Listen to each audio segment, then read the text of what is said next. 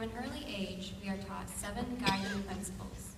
Our 6th principle states that our goal is of a world community with peace, liberty, and justice for all. I believe that in this community, we all have some shared values that make us a more united, more connected group. One of these shared values, which is expressed in each religion in some form, is the Golden Rule. In ancient China, this rule, in the words of Confucius, is, never impose on others what you would not choose for yourself. Growing up, I've always believed in love and compassion as guiding principles for my interactions with others. I believed in acceptance, yet did not accept people who in turn were not accepting of others. I separated myself from those who were closed-minded because I did not know how else to respond. But often I allowed the closed-mindedness of others to elicit hate within me, which made it very difficult to love. Over time, I began to see the flaws in this dichotomy into which I had placed myself. I began to notice judgment and prejudice at school, among my friends, and inside my own mind. My judgments of others were comprised of the very thoughts and emotions that I condemned. And this is where the ideology of loving everything except for hate fails. The us versus them mentality is very deeply ingrained in our minds and difficult to combat even as we learn together, worship together, and work towards interfaith collaboration and all forms of equality together. In my congregation, we often sing a hymn with the words, "We are a gentle, angry people." Though this seems almost oxymoronic at first, I think gentle anger speaks to how we can acknowledge what evokes anger and then respond from a place of gentle, active compassion and love. As Dr. Martin Luther King said, darkness cannot drive out darkness, only light can do that. Hate cannot drive out hate, only love can do that.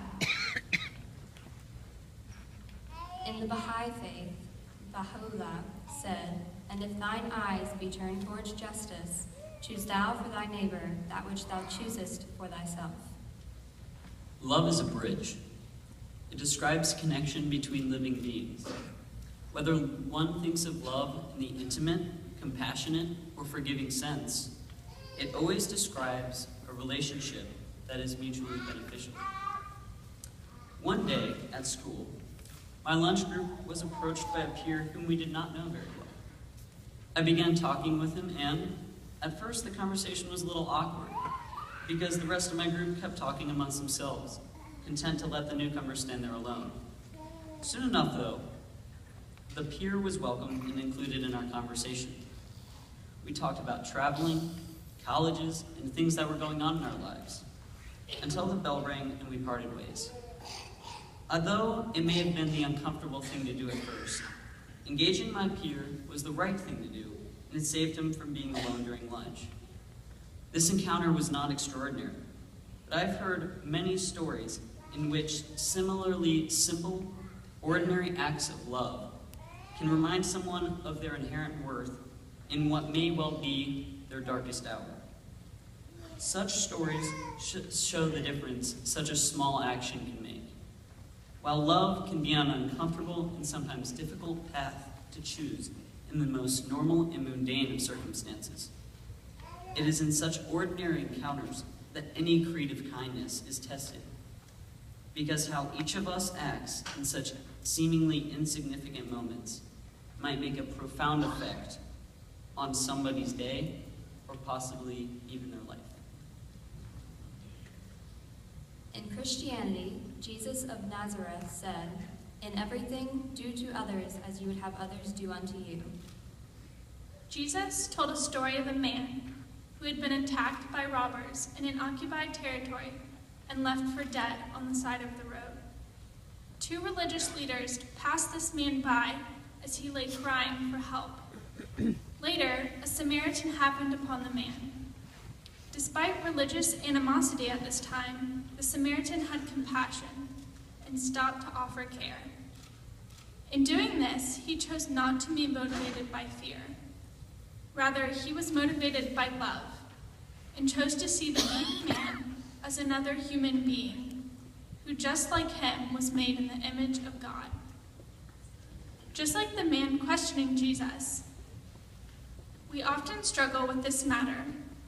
Who is our neighbor? Who are we called to love? And how do we love them? The parable answers these questions by showing how persons who are different, despite their animosity, can prove to be neighbors through acts of love.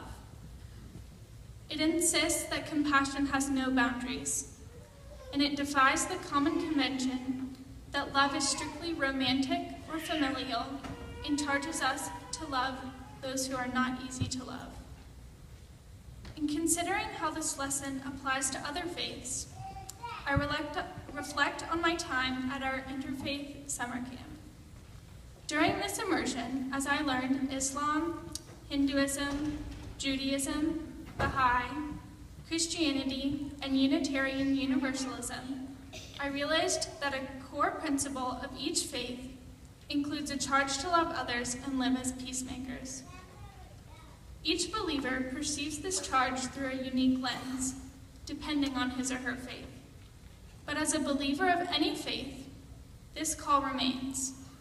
The call not only to love, but to love beyond barriers, to love when it is not easy.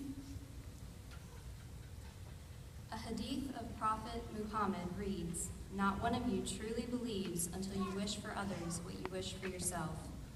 Sometimes, whether we like to admit it or not, there are other faiths that can help us better understand ourselves and the world around us. In recognizing both those things which we hold in common, such as the Golden Rule, and those things which are unique to our faith practice and experience, such as the different stories we each hold dear, we come ever closer to the goal of a world community of peace, liberty, and justice for all.